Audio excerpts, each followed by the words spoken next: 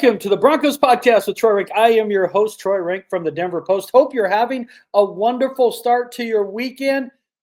Folks, all we've got coming up on Sunday is the biggest Broncos game since 2015. I think we all remember that well. That's when they won the Super Bowl over the Panthers in Levi's Stadium. It's not a playoff game, but if the Broncos beat the Colts on Sunday, their path to the playoffs is the toll road out by the airport. You're going 90 straight to the playoffs. Because at that point, Miami has to win out. You've got the tiebreaker over the Colts, and the Bengals are just too far back. Your percentage of going to the playoffs increases to roughly 90+%. That's something we haven't seen around here since 2015. Now, there was the moment in 2016 where they were 7-3 after the bye, after beating New Orleans, came back home, lost an overtime game to the Chiefs. It set in motion their misery, really, against the Chiefs. And also, they ended the season 9-7. They lost just a brutal game at Tennessee, where Benny Fowler tried to catch a ball with his face mask and should have been a touchdown. 9-7 didn't get him in that year. 10-7 this year will get them in. We'll get them in. And the Colts are the closest competitor. You beat the Colts. With everything at stake, your Broncos have a clear path to the playoffs. So the stakes are high. The home field advantage is playing a role. Bo Nix, can he keep his momentum? Can the defense bounce back? A bunch of storylines for the Broncos. Are they finally ready for the moment at home against an AFC opponent chasing them to put their foot down and show they've turned the corner? We're going to get to all that after the break. Have you been injured in a car wreck or hurt at work? What are you waiting for? Give my friends at Hoggett Injury Law a call. Their motto, with us, it's personal. I've known Darby Hoggett forever. He's the one that encouraged me to do this podcast. I'm so grateful that he did. We became good friends through the years. Many of his clients become his good friend. Many of them use Darby. You don't even have to pay Darby up front. If your case goes as planned, Darby will be the one writing checks to you. So again, if you've been hurt in a wreck or injured at work, give Darby a call. That's 1-833-HOGGATT. 1-833-HOGGATT, or visit the website at hoggettlaw.com. BetOnline continues to be the world's most trusted betting platform and your number one source for online betting. From the earliest odds to in-game live betting, BetOnline provides you with all the action and the ability to watch games as they happen. They have the largest selection of odds on everything from football, the NBA, college hoops, NHL, even UFC. So head to BetOnline today and don't forget to use the promo code. That's BELIEVE, B-L-E-A-V, B-L-E-A-V. That's where you get your welcome bonus on your first deposit. BetOnline, the game starts here. Welcome back to the Broncos Pod. Troy Renck. I am Troy Renck from the Denver Post. Folks, Broncos v. Colts.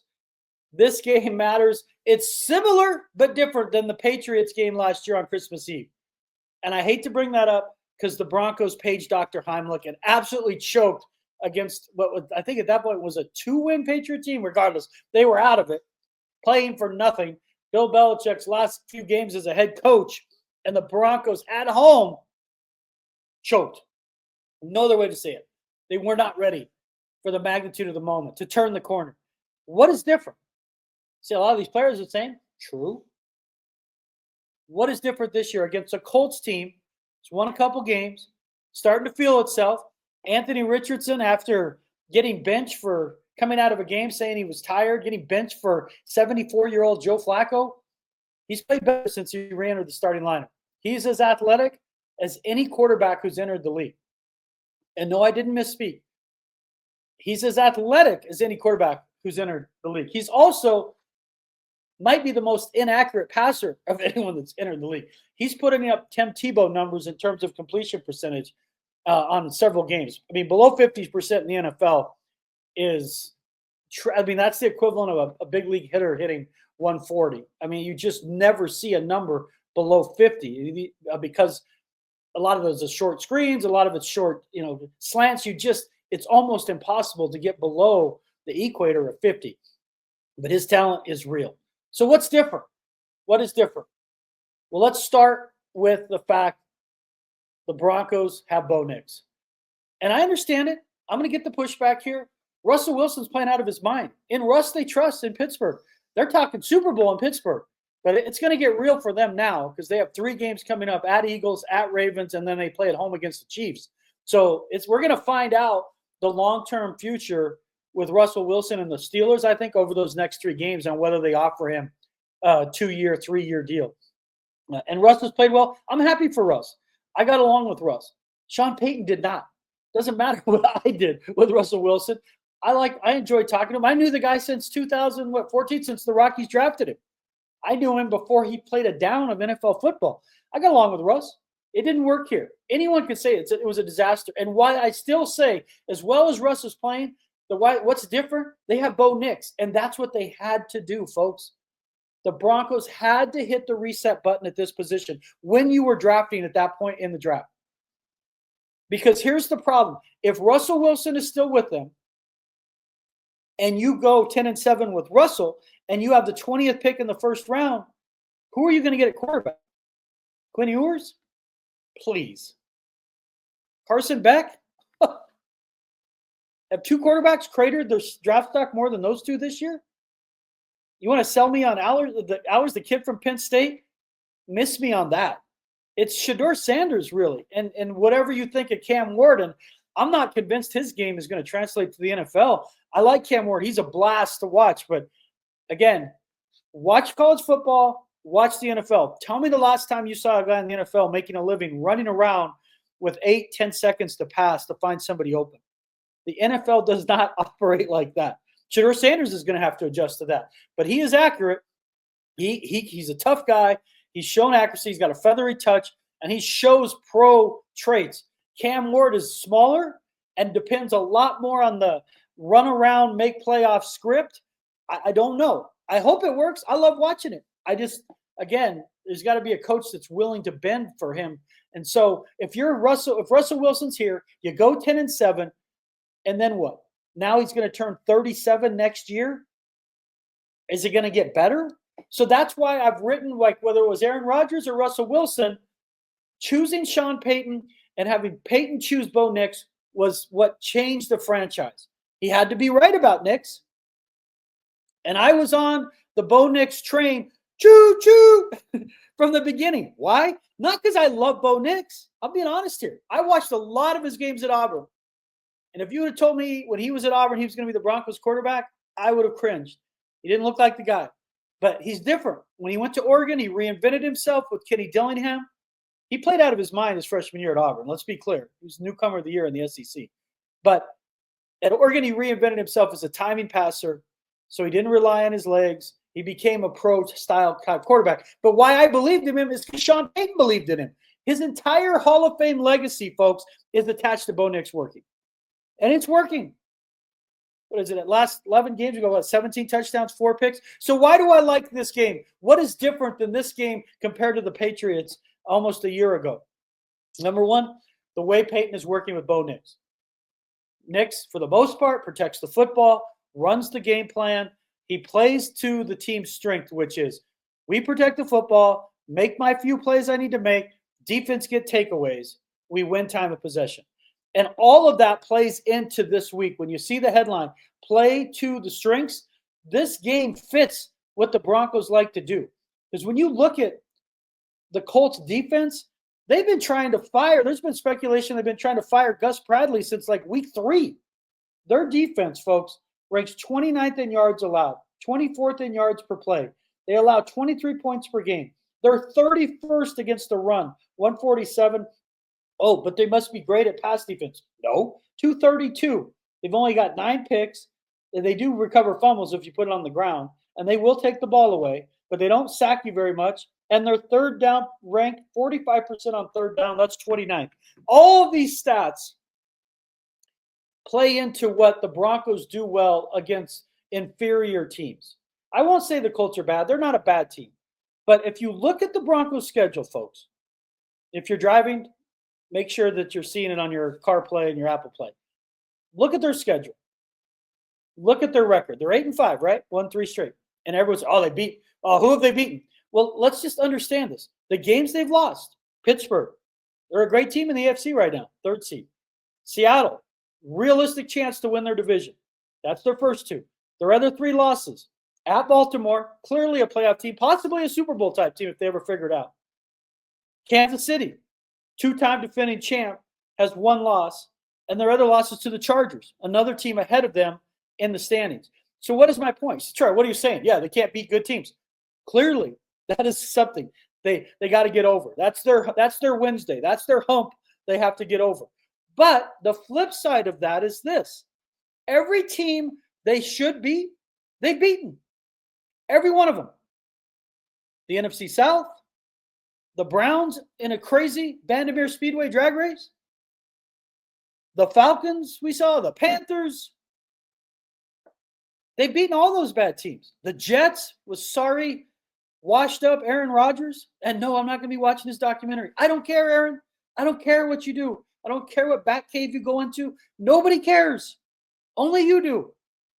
I mean, this is a quick tangent. When he goes on McAfee ripping other media personalities for having opinions, former players trying to stay relevant by going on ESPN, does this guy have an effing mirror in his house? Holy crap.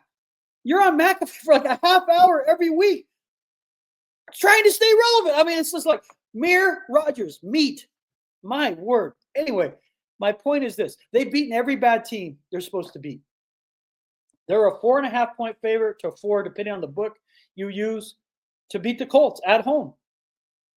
That's why I like this game. Now, you say, well, they were favored to get the Patriots last year. The difference, and we're going to keep getting you to get into that, the difference is the way they're running their offense, Bo Nix and Peyton working together more than Peyton and Russell Wilson did. If you remember, they got so desperate. Russell nearly saved their butt against the Patriots running around making plays at the end of that game, but he was terrible for 3.5 quarters. Bo Nix and Peyton seem to be in concert right now. It's important that they are. But the second thing is this game offers a chance for them to figure out their run attack. I hate the fact they use 3 backs. I've said it. The hashtag hot hand. I've had fun with it. Whether it's Jaleel McLaughlin, Javonte Williams, or Audric Estime, Broncos need to run for well over 100 yards in this game. Just stabilize the game and run the ball. You do not want to be dependent on big plays like you were against the Browns. That's not a way to live in all this. The stakes are so high. How do you calm everything down? It's like in hockey when the goalie gets hot and you can take a breath because you know, hey, he's got us. We can figure stuff out because our goalie on the backside, he's standing on his head. That's kind of what the running game does for you. It calms everything down, sucks the life out of the other team. You impose their will. You lean on them. This is a game that sets up for them to run the ball well. I would play Estime. I don't know why they don't. I'm not going to keep hammering that drum and pounding that drum. But I would play Estime because everyone that's now, we got to draft a running back. We got to draft a running back. No, you don't. Before you draft one, can we see if Estime can play? Can we see that? Where's D-Mac? Where is he going to jump on here? I don't need Skater Boy. Skater Boy's a 3rd or 4th round pick. Cam Scatterbo. Unbelievable at Arizona State. Can I see Estime first? Do you not know what Estime did at Notre Dame last year? He didn't need Siri to find the end zone. His stats are very comparable to Skater Boy. Can we at least see if Estime can work before we're drafting a running back? And I get the kid from Iowa was good. They're not going to draft Genty. They got to go. For me, you draft tight end. Best available player, if they're drafted 20 or 21, is going to be Tyler Warren or the kid, Colston Loveland from Michigan. They have got to get a tight end in this offense. That's why I love the Garrett Bowles signing. It makes you go into the draft with everything on your board because otherwise they were going to be pigeonholed, in my opinion, to drafting a left tackle. There's no obvious answer. And I was here. I was telling you all. I wrote a column about it. You got to sign Bowles. No one has had a career arc like Bowles. It's a career. It's a story of redemption from one of the most hated first-round picks in franchise history. COVID comes around. The no crowds, the NFL decides, you know what? We're not going to call holding on the backside of plays anymore. Bowles reinvents himself. He gets second-team All-Pro. They had declined his 5th-year option, and then he gets an extension. That's happened like 3 times in league history where a rookie has his 5th-year option declined and he re-signs with the team. And now he gets another extension. And I wrote about it in the Post a few weeks ago. He wanted to be here. He loves it here. Loves living in Colorado. He's a fisherman. There's days where he goes out and finds a place to fish with his son. He absolutely loves – he did his Mormon mission in Pueblo. Bowles. He loves Colorado. He's been around Colorado for 6, 7, 8 years now. He loves it, and he's given up 1 sack. And there's no reason to stunt Bo Nix's development by bringing in a turnstile left tackle next year. You see what is going on in Kansas City? I guarantee you Kansas City would have tried to sign Bowles if he became a free agent. Guarantee you. Because that kid at BYU, he's not ready.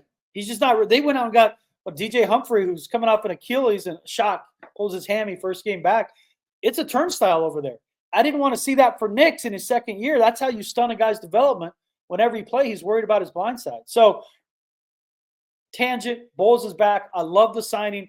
It's 4-year 82, but it's essentially a 2-year deal for $42 million. It's like $42 million guaranteed. I love that deal because you can get out of that 2 years. And at that point, Bowles is, is he worth continuing to play? You don't know yet, but that's a perfect deal for him and a perfect deal for them moving forward. But run the ball. This line has been among the best in pass pro. Nix has got like 15, 16 sacks. He's been amazing at getting rid of the ball. You got to be better running the ball. You've got to be better running the ball. The Colts can be run on. That's number one. Number two, why is it different? Well, you would think back to why they lost to that Patriots game. They couldn't cause mistakes. Surtain had a chance to make a play. They had chances to make plays, and they just didn't. And they were so reliant on takeaways last year when they went on that 5-game winning streak. I mean, they had like 15 takeaways in 5 games. That never happens in the NFL. It was their most takeaways since 1984 during a 5-game stretch. You can't count on that. It's like, well, I'm going to hit 10 home runs in 4 games. You just can't count on that. That's not sustainable. This team has been consistent in terms of getting to the quarterback, in terms of getting the ball. Anthony Richardson will turn the ball over. He is inaccurate. I've told you that. And when you look at the Broncos defense, they rank first in sacks at 47, 8th in takeaways at 18, 12th in interceptions. They're going to miss Riley Moss. I would expect Chris Abrams' drain starts. The Colts wide receiver core looks healthy with Pierce, and Michael Pittman is dangerous. And I give Levi Wallace some credit on Wednesday. He was in the locker room. He said it was his fault. He played the worst game of his career. Again, I'm not going to go overboard giving him credit because he should have been in the locker room afterward. It's a pro sport thing. It's the NFL. I get it. But I'm not going to pat you on the back too much for a week after a bye talking about a game. I appreciate the self-awareness. I do. I'm not being that guy. But when you have a game like that, I'd love to see it in your locker afterward. But I get it. He was embarrassed. He had a bad game. He's a good dude. He had a bad game. Chris Abrams' drain for me has to start. Send the message. And then if he struggles, you go back to Wallace. That's the reality of it. But you got to go with drain unless he's just not looked the part in practice, which we wouldn't know that. But I would start drain and force Richardson into mistakes. And how do you do that? Get him into 3rd and long. They're not a good team on 3rd down. They convert at 36% on 3rd down, and Anthony Richardson is not an accurate passer. So how do you force a guy like that into mistakes? Get him into 3rd and 6, get him into 3rd and 10, for obvious passing downs, and then he will make a mistake. He's just young. I stood next to Anthony Richardson at a restaurant at the Combine. This dude is legit like 6'5", 250, 255. He's Derrick Henry, essentially, as a quarterback. And you watch him run, and you watch him throw. I mean, I think he could throw a ball almost 100 yards in the air. I think earlier this year he threw one that would travel almost 80 in the air. But again, the NFL is not that game. Every time someone says that, oh, my God, he can throw 100 yards. When do you see that in the NFL? You're not going to have time to be sitting back there to even throw a ball that far, to have that much time in the pocket. But that's not the NFL. The NFL is about timing, anticipation, accuracy. It's not how hard does the quarterback throw it. We're not pitching him in the front of the rotation with 100-mile-per-hour fastballs. It's nuance. And if you want to force Richardson into mistakes, get him into 3rd and long. That takes away part of the run game. That forces him to force the ball into places he's not comfortable, and that gives you an advantage to a secondary that struggled. They struggled without Riley Moss. Moss will not play this week. They have not announced that, but he hasn't practiced. I would expect Moss back at the soonest that Bengals game, at the Bengals. So not this upcoming week against the Chargers, that Thursday night game, but the following game against the Bengals is where I'm earmarking for Riley Moss to return. But get Richardson into 3rd and long, you'll be fine. He'll make a few mistakes.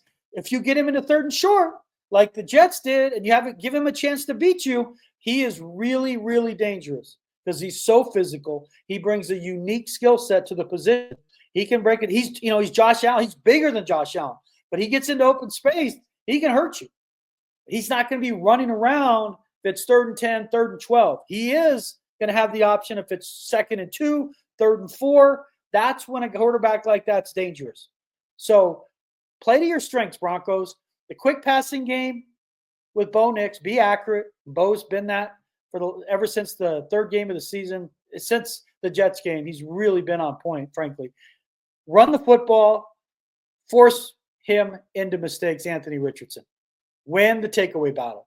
That's how you beat a team that's an inferior team. You win the takeaway battle, you steal a couple possessions, and you look up, and you got to win. It's not going to be easy. The Colts are playing for everything here. They missed out on the playoffs last year by 1 game.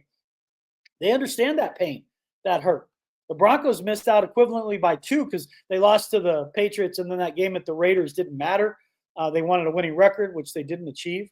But that's another thing here. And they will never say it, but 9 wins. They'll end their streak of 7 straight losing seasons with the win against the Colts. All that matters when you've been sitting at the intersection with your blinker on and you're trying to turn the corner. And that click, click, click, click, click, click, click, click. Finally, it feels like they're turning the corner. Finally. But you got to do it in games like this. Don't talk about it, be about it. Speaking of talk, and I'll talk more about this on a later pod. It's just not the context today. I did a column about Bo Nix, who does not curse, folks. A little bit of a modern-day Phillip Rivers, not the Ashok's personality. And you'll say, I don't think Russell Wilson cursed either. I agree. I don't think he did. The difference with Russell is Bo's more serious. He comes across as more authentic. Russell, I got along with Russell. Russell, the criticism of Russell was he was inauthentic and a bit corny. And he became removed from the team too much, where he was almost like a coach, not a player. And it was certainly better his 2nd year. But I found it fascinating. Bo Nix's leadership is talk clarity and brevity, talk very infrequently, know your responsibility to these guys, these grown men in this room, and communicate in a way that's stern, but he doesn't use profanity. And I just found it fascinating because I grew up covering baseball. And when I covered Jim Leyland with the Rockies in 1999, at that point I'm 28 years old. Jim Leyland used the F word as a noun, a subject, a verb, an action verb, predicate adjective. Baseball, the F word is like the word the in a sentence. And so it's just fascinating to me how Bo Nix is so comfortable in his own skin, his leadership style. And how has he done this? Through preparation, through intelligence, through his work ethic. And as he told me, you got to go make plays. The NFL believes in guys who make plays. Don't tell me about it. Just go do it. They don't care what school you're from, where you were drafted at that position. You go make plays, they'll rally around you. And Bo Nix is fit. He's fit. And this is just another example, another test for him to show that he's the guy. He's the franchise, face of the franchise moving forward. Win this game, then the streak of losing season's over. And how do you do it? You're at home. You're at home. It used to be when you got the Broncos schedule, folks. This was old Mile High Stadium. You look at the schedule. It didn't matter who was on the team. Well, obviously Elway was on the team when I'm growing up. You picked out 6 wins at home. They could be. You look at their team and they have guys like bus drivers and cabbies coming out of the parking lot playing defense. You're like, yeah, let's still win 6 at home. It's such an advantage to play at Mile High. That's one of the saddest things over this since Super Bowl 50 is how they've lost their home field dominance. How they've lost that ability to use the altitude to their advantage. You saw it with the Avs in 2022. Saw it with the Nuggets in their championship run. The altitude should be your friend. And the Broncos have it written by the visiting locker room, like altitude sickness, hope you don't get sick. Those are sayings. How do you force a team to fill the altitude? You lean on them. You play fast at times, up tempo. Get them into the fourth quarter where they're trailing 14-3, where they're trailing 17-10, forcing them into being uncomfortable. That's when altitude can work for you. It's like if you're jogging and doing your morning workout, and then all of a sudden a mountain lion's chasing you, you have to run as fast as you can for 100 yards. You get out of breath, like the adrenaline. So force teams to trail and chase you. Broncos haven't done that. How many leads have they had over the last 8 years? It's part of the reason their defense never got sacks. When people have criticized Von Miller or Chubb, it's way easier to get sacks when your team's leading because teams pass more. They just do, and they take more risks. You're seeing that with Benito. You're seeing that with Cooper. So the altitude, the home field has to be an advantage here, folks. And the Broncos are showing it in their dominance over the Panthers, their dominance over the Falcons. And in a game they hadn't won this way all year, a track meet, the way they came back and won against the Browns. And that crowd, I give them credit. They were into it. And there were some really greasy moments there. We were like, oh, my word. They somehow going to squander this game? And then the Mims 93-yarder, and then you feel like – because the defense was having a bad night. You know, Jerry Jeudy is more open than 7-11. And they found a way. But the crowd played a role in that. And if they're going to be a playoff team and you're going to beat a team like the Colts, you have to use this home field to your advantage. And I give credit to Broncos country because they've been hanging in there. It's been a long stretch, but I would say you got to be loud. Those third downs, especially with a guy like Anthony Richardson, you have him third down in the south end zone, you got to be crazy loud because that one false start, that one snap where the guy gets off late can lead to a pick. That's the game in these situations. These are all kind of one-score games. So play to your home field advantage. Make the Colts uncomfortable. Make them chase you. Let the crowd go crazy on 3rd and 7. So you hear the incomplete. But before that, you hear just that roar where they're on the silent count. And you got not a rookie, but a second-year quarterback, essentially a rookie in terms of playing time because he barely played last year. Trying to deal with that on the road, good luck. He's got, 5 touchdowns, 5 picks on the road? Make his life miserable by putting him in 3rd and longs. Allow the crowd to become a factor, just as it was against you in Seattle in the opening game. Played a huge role. So Broncos, it's been a fascinating season. They're 8-5. You want to say they haven't beaten anyone? I'm going to say they've beaten everyone they should have. And this is a game they should win. I got Broncos 25. I got Colts 20. I think this is the game. The streak of losing seasons is over, and the path to the playoffs just becomes very clear. At that point, you really need to win one more game of the remaining 3, preferably against the Chargers, because I want to see him be a 6 seed, and I want him to play Russell Wilson in Pittsburgh. Okay, I admit it. I root for the story, and there's no better story than the Broncos playing at Pittsburgh. But I got Broncos 25, Colts 20. It'll be a little greasy, but finally the streak of losing seasons of 7 will be over. Folks, I could not do this pod without Anil behind the glass. He is the best. If you want to follow him, it's AP Media, I believe AP Media 1 on Twitter. Anil, jump in there. What is that? What is your Twitter handle? Media by AP. Media by AP. Follow him. That's me. He's the reason this show looks right. He does all the graphics. He is such an anchor at Mile High Sports. Follow him for his CU coverage, the Pat Surtain magazine that had the cover with Aaron Gordon and Pat Surtain. Just amazing stuff they're doing over there. And he is Big A is a big part of that. Nate Lundy at Mile High Sports. We had an amazing Christmas party. Thank you to Nate and all the folks I got to hang out with there.